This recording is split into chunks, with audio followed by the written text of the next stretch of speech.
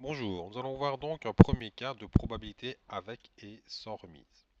Je me réfère à l'exercice 12 du cours. Nous avons une urne dans laquelle nous allons tirer 5 boules blanches ou 7 boules noires. Donc ensemble, dans l'urne, nous disposons de 12 boules. Ce seront nos cas possibles. Nous allons effectuer deux tirages successifs pour pouvoir distinguer les cas avec et sans remise après le premier tirage. On y va. À droite, vous voyez les probabilités que nous allons devoir estimer. Nous allons construire l'arbre. Premier tirage, je peux soit tirer une boule blanche, soit tirer une boule noire. Pour tirer cette boule blanche, eh bien, j'ai 5 boules dans l'urne parmi les 12, donc 5 chances sur 12. Pour tirer la boule noire, évidemment, 7 chances sur 12. Deuxième tirage à présent. Après avoir tiré une boule blanche au premier tirage, je peux tirer toujours une boule blanche au second tirage ou une boule noire au second tirage. Puisque je remets la boule dans l'urne, j'ai toujours 5 chances sur 12 de tirer une blanche lors du deuxième tirage. Et toujours 7 chances sur 12 de tirer une noire au deuxième tirage. Pareillement, si j'avais tiré une boule noire au premier tirage, mais que je la remets avant de tirer la deuxième boule, eh bien j'ai toujours la possibilité de tirer une boule blanche ou une boule noire, avec 5 chances sur 12 pour la blanche, 7 chances sur 12 pour la noire. Voyons donc quelle est la probabilité de tirer deux boules blanches. Ils vont donc parcourir l'arbre sur sa partie supérieure. 5 chances sur 12 de tirer une boule blanche au premier tirage. Encore 5 chances sur 12 de tirer une boule blanche au second tirage. On l'a vu ensemble, si je reste sur la même branche, eh bien, je multiplie mes probabilités. Par contre, si je prends des probabilités qui sont sur des branches différentes, je dois les additionner. Donc ici, probabilité de tirer deux boules blanches avec remise, 5 chances sur 12, fois 5 chances sur 12, 25 chances sur 144 de tirer deux boules blanches. Si je travaille à présent sans remise, ça veut dire qu'après avoir tiré la première boule blanche, je ne la remets pas dans l'urne pour tirer la seconde. Autrement dit, je tire une boule blanche au premier tirage. Quelles vont être la probabilité de tirer une boule blanche au second tirage? Eh bien, il va me rester dans mon urne 11 boules, puisque je n'ai pas remis la première. Parmi ces 11 boules, seules 4 sont blanches, puisque la première blanche, je l'ai retirée. Donc, probabilité, dans le cas sans remise, de tirer 2 boules blanches, eh bien, 5 chances sur 12 fois 4 chances sur 11, 20 chances sur 132.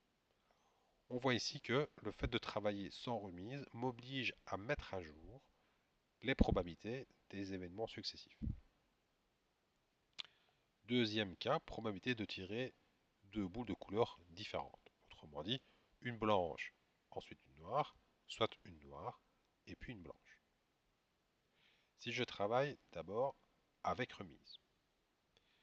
Premier cas qui m'intéresse, eh bien une boule blanche au premier tirage, une boule noire au second tirage, autrement dit 5 douzièmes fois 7 douzièmes.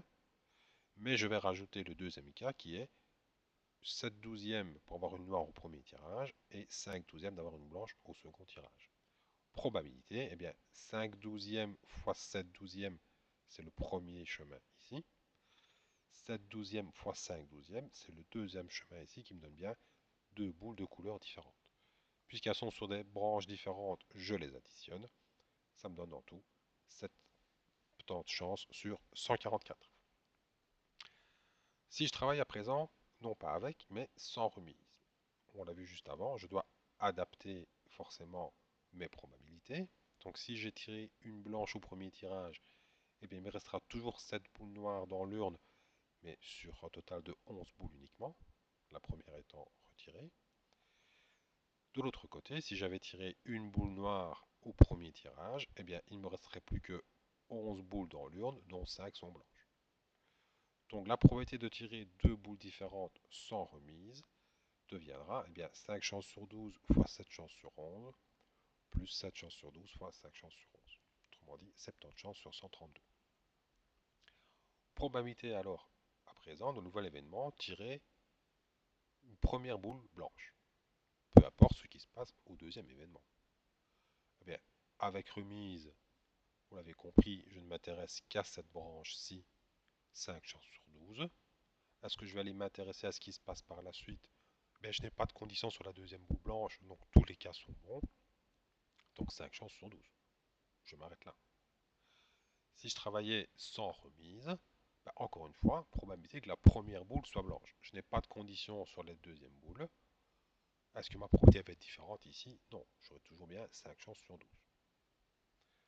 Dernier événement un peu particulier ici, puisqu'on rajoute une condition, on nous dit la probabilité que la deuxième boule tirée soit blanche si la première est noire.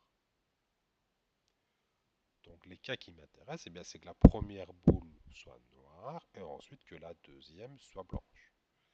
Si je travaille avec remise, 7 chances sur 12 fois 5 chances sur 12. Mais attention, c'est une condition ici, qu'elle soit noire. Ce n'est pas pareil de dire probabilité que la deuxième boule, enfin que la première boule soit noire et que la deuxième soit blanche. À ce moment-là, je prends l'ensemble des cas. Or ici, je vais bien prendre le chemin 7 sur 12 fois 5 sur 12 pour avoir d'abord une noire, ensuite une blanche. Mais puisque c'est une condition ici, je vais diviser par la probabilité de la condition pour exprimer que c'est bien une condition. Donc probabilité que la deuxième soit blanche si la première est déjà noire, 5 chances sur 12. Si je travaillais sans remise, probabilité que la deuxième soit blanche si la première est noire, 5 chances sur 11, puisque ici je dois retirer la boule noire. C'est terminé.